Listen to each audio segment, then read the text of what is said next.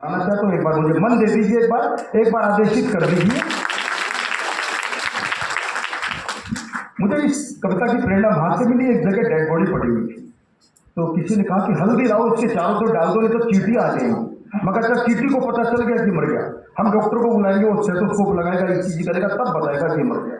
तब वहां से कविता शुरू कि चींटियां दुनिया की सबसे बड़ी डॉक्टर, पल्स चेक करने के लिए किसी स्टेथोस्कोप की जरूरत नहीं, पता नहीं कौन से मेडिकल कॉलेज में पढ़ी है, कौन है इनका गुरु, इधर किसी का जीवन खत्म, उधर चींटियों द्वारा पोस्टमार्टम शुरू। थोड़ी सी देर में कहीं से कहीं पहुंच जाती है अपनी सुपर फास्ट चाल से, और हल्दीराम की मिठाइयों को तो ढूंढ के निकाल लाती है पाताल से।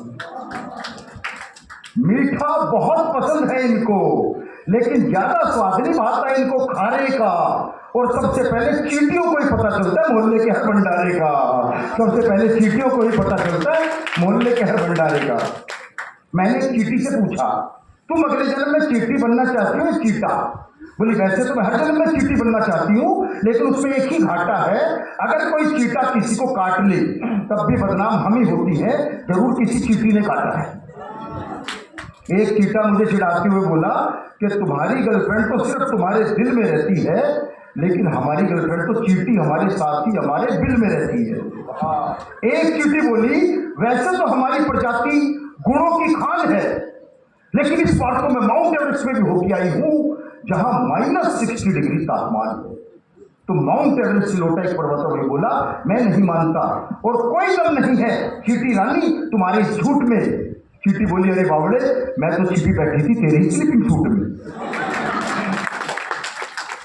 दिमाग बहुत है हमारे अंदर, भले ही छोटे छोटे से है पैर, और एक बार तो किसी की जेब में बैठ के बिना पासपोर्ट लंदन तक की कर आई सैर, बिना पासपोर्ट लंदन तक की कर आई सैर। हम चींटियां एक बार चले तो चलती ही जाए किसी अंतरिक्ष यान की तरह, या फिर किसी भारतीय महिला की जुबान की तरह, भारतीय महिला की जुबान की। और इन दो पंक्तियों पर आप सबका मुझे विशेष आशीर्वाद चाहिए, मोदी जी का विशेष आशीर्वाद चाहिए कि दुनिया के अलग अलग हिस्सों में मेरे साथ अलग अलग व्यवहार होता है, दुनिया के अलग अलग हिस्सों में मेरे साथ अलग अलग व्यवहार होता है, लेकिन धन्य है जैन धर्म जहां हमारे बिलों पर आटा डालकर हमारा सत्कार होता है, जहां हमारे बिलों पर आटा डालकर हमारा सत्कार। बहुत सुंदर, वाह वाह वाह वाह। किसी को कुछ नहीं कहती, लेकिन अगर कोई छेड़ दे तो ऐसा काट खाऊं कि सारा नशा उतार दूं, और सूंड में घुस जाऊं तो बड़े से बड़े हाथी को मार दूं। अगर सूंड में घुस जाऊं तो बड़े से बड़े हाथी को मार दूं। आदमी 2 सीढ़ी से गिरे तो 3 महीने का प्लस्तर, कभी कभी ऐसी भी किस्मत फूटती है, और उधर चींटी को देख लो, छत से गिरे उठ के चल दे, अगली की टांग तक नहीं टूटती। बहुत अच्छे। और जिन पंक्तियों के लिए कविता लिखी, समापन की पंक्तियां पढ़ के अपना स्थान लेता हूं कि चींटियां अपने वजन से 50 गुना वजन उठाकर चलती है। चींटियां अपने वजन से 50 गुना वजन उठाकर चलती हैं, दिन और रात 24 घंटे जिंदगी ने इनसे बहुत मेहनत करवाई है।